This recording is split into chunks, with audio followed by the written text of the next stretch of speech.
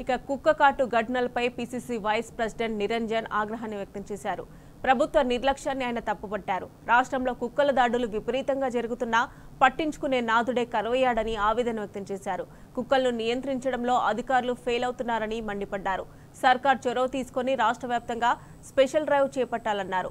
కుక్కల దాడిలో చనిపోయిన గాయపడిన వారి కుటుంబాలను ప్రభుత్వం ఆదుకోవాలని PCC vice president Niranjan demand చేశారు. ప్రజల యొక్క ప్రాణాలకు ముప్పు కలిగే విధంగా వీధి కుక్కల దాడులు జరుగుతున్న విషయం మనకందరికీ తెలిసిందే.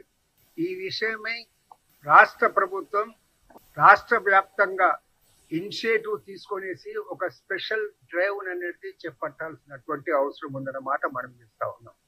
రోజు కుక్కల దాడులు జరుగుతూ చిన్నారులు గాయపడుతున్నా, ప్రాణాలు కోల్పోతున్నా అధికారులు నిర్దిష్టమైన చర్యలు తీసుకోవటంలో నివారించటంలో ఘోరంగా విఫలమవుతున్నారనే మాట స్పష్టం.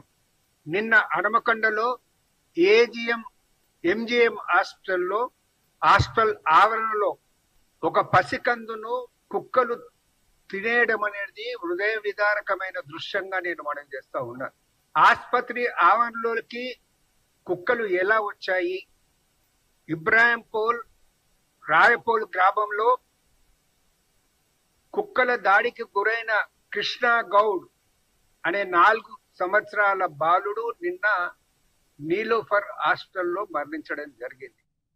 నార్సింగ్ పరిధిలోని ఖానాపూర్లో 7 సంవత్సరాల వికలాంగ బాలుడు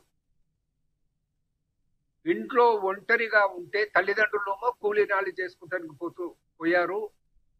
వాళ్ళ సోదరీమణులు బయట ఆడుకుంటున్నారు. ఆ కుక్క లోపలికి పోయేసి అతన్ని గాయపరచడం జరిగింది. అతడు ఇప్పుడు ఆసుపత్రిలో చికిత్స పొందుతా ఉన్నాడు. ఆగస్టు 1న జిహెచ్ఎంసి పరిధిలోని బాలానగర్లో వీధి కుక్కలు దాడి చేసి 21 మంది పిల్లలను గాయపరచడం జరిగింది. దానకిషోర్ గారికి వాళ్ళు మున్సిపల్ అడ్మినిస్ట్రేషన్ ప్రిన్సిపల్ సెక్రటరీ, అదే విధంగా జిహెచ్ఎంసి కమిషనర్ గారికి కూడా ఒక లేఖ పెట్టడం జరిగింది.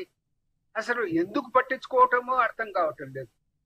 గౌరవ హైకోర్టు కూడా షూమోటోగా పేపర్లలో వచ్చిన విషయాలను దృష్టిలో పెట్టుకుని సూమోటోగా కేసును స్వీకరించి కన్సర్న్ అథారిటీస్ కనేసి ఆదేశాలు ఇచ్చినా గానీ అధికారులు తీసుకుంటున్నటువంటి చర్యలు శూన్యం అనే మాట మనం చేస్తా ఉన్నాం. ఇది చాలా బాధాకరం. అసలు గూగుల్ జిఐ సిస్టమ్ తోటి, మ్యాపింగ్ సిస్టమ్ తోటి మనము ఎక్కడెక్కడ ఇండ్లు ఏ విధంగా ఉన్నాయి దాన్ని మ్యాపింగ్ చేసి దానికి నంబరింగ్ కేటాయిస్తామని చెప్తున్నాం. ప్రాపర్టీ ట్యాక్స్ పరిధిలోకి తీసుకొస్తామని చెప్తా ఉన్నాం, గొప్పగా చెప్తా ఉన్నాం.